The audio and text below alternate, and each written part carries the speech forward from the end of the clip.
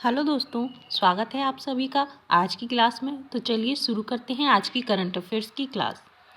दोस्तों, हमारा पहला क्वेश्चन है, हाल ही में आईसीसी ने सितंबर 2023 के लिए किस अंतर्राष्ट्रीय क्रिकेट को प्लेयर ऑफ द मंथ चुना है? Option A Virat Kohli, option B Shubman Gill, option C Rohit Sharma, option D KL Rahul. तो दोस्तों, इसका सही उत्तर है ऑप्शन बी शुभमन गिल। चलिए आगे बढ़ते हैं। फैक्ट में क्या है, आईसीसी का मुख्यालय दुबई, संयुक्त अरब अमीरात में स्थित है। आगे बढ़ते हैं। हाल ही में किसने क्रिस गेल का सर्वाधिक छक्कों का रिकॉर्ड तोड़ा है? इसका सही उत्तर क्या है? रोहित शर्मा। एशिया कप भारत ने किसे हराकर जीता है? इसका सही उत्तर है श्रीलंका। भारत ने श्रीलंका को हराकर एशिया कप जीता है। आगे बढ़ते हैं। हाल ही में ग्लोबल हंगर इंडेक्स 2023 में भारत को कौन सी रैंक प्राप्त हुई है? ऑप्शन ए 111वीं रैंक, ऑप्शन बी 113वीं रैंक, ऑप्शन सी 115वीं रैंक, ऑप्शन डी 117वीं रैंक। तो इसका सही उत्तर है ऑप्शन ए 111वीं रैंक। दोस्तों, फैक्ट में जान लेते हैं।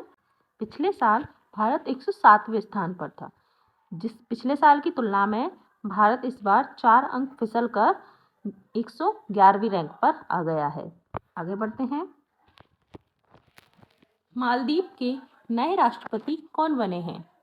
तो मालदीव के नए राष्ट्रपति मोहम्मद मुइज्जू को बनाया गया है। बढ़ते हैं आगे। साहित्य में 2023 के नोबेल पुरस्कार से किसे सम्मानित किया गया है? तो जॉन फॉस्ट, जो कि नॉर्वे के रहने वाले हैं, उनको साहित्य का नोबेल पुरस्कार दिया गया है इस साल। आगे बढ़ते हैं। हाल ही में किस राज्य के काजू को जीआई टैग प्राप्त हुआ है? Option A Goa, option B Paschim Bengal, option C Karnataka, option D Rajasthan. तो दोस्तों, इसका सही उत्तर है ऑप्शन ए गोवा। गोवा को काजू के लिए जीआई टैग प्राप्त हुआ है। दोस्तों, सबसे पहले दार्जिलिंग की चाय को जीआई टैग मिला था। वह 2003-2004 में प्राप्त हुआ था दार्जिलिंग की चाय को। आगे बढ़ते हैं। कौन सा राज्य पहली बार राष्ट्रीय खेलों की मेजबानी करेगा?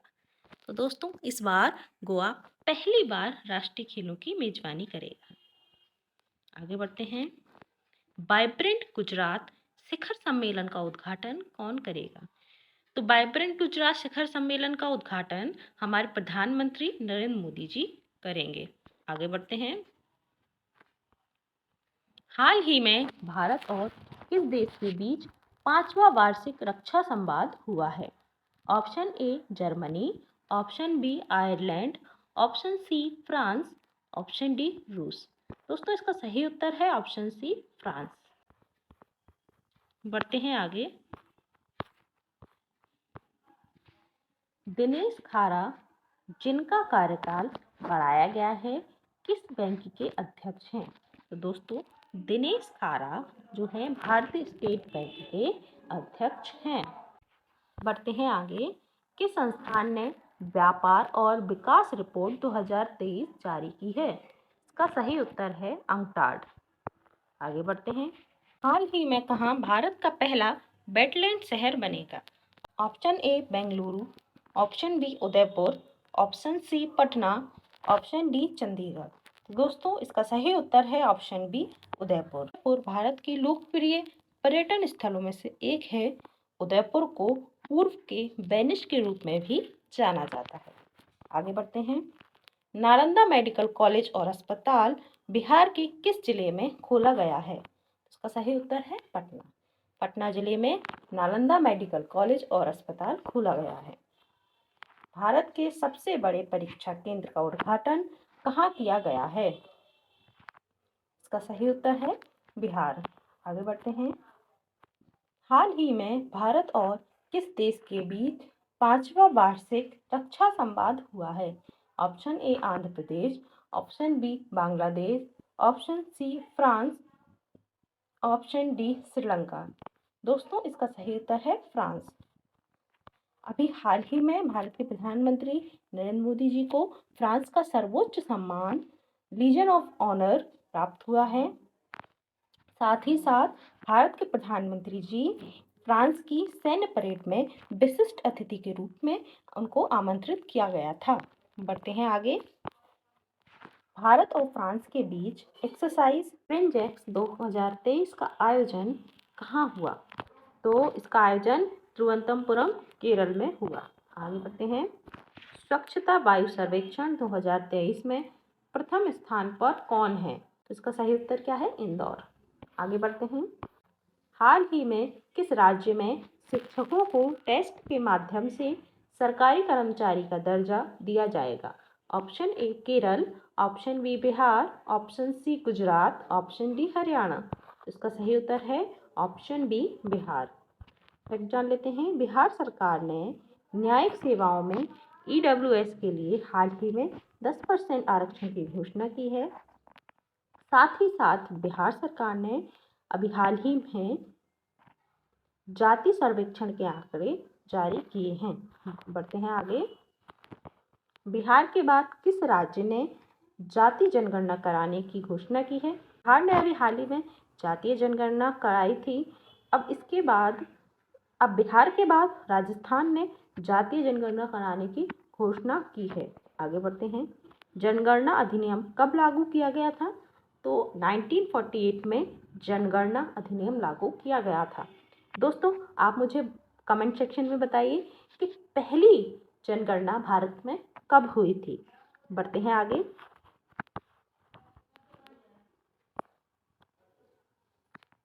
हाल ही में किस राज्य ने मानसिक स्वास्थ्य और परामर्श में दूरसंचार प्रौद्योगिकी का उपयोग करने हेतु पुरस्कार जीता है? Option A Paschim Bengal, option B Rajasthan, option C Uttar Pradesh, option D Andhra प्रदेश।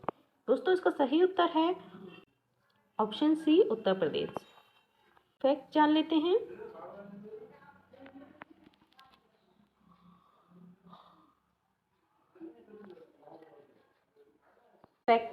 हैं। गंगा डॉल्फिन को उत्तर प्रदेश राज्य का जलीय पशु घोषित किया गया है। आगे बढ़ते हैं। लाडली बहन योजना किस राज्य ने शुरू की है? तो दोस्तों लाडली बहन योजना मध्य प्रदेश में शुरू हुई है।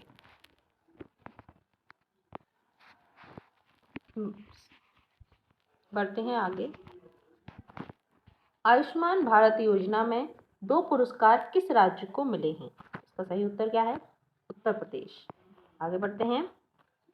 हाल ही में आरबीआई ने किस पेमेंट बैंक पर 5.4 करोड़ रुपए का जुर्माना लगाया है? Option A Paytm payment bank, option B Airtel payment bank, option C Google Pay, option D Fino SBI.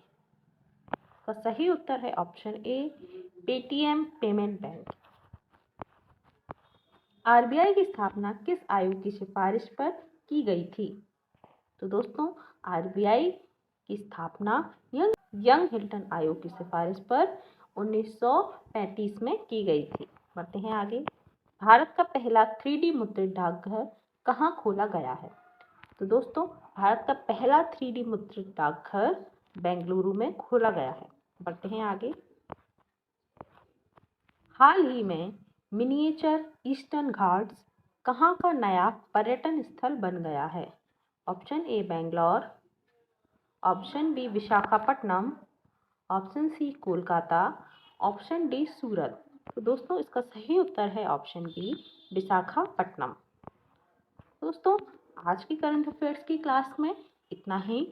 आशा करती हूँ आज की क्लास आप लोगों को पसंद आई होगी। मिलते हैं अगली क्लास में।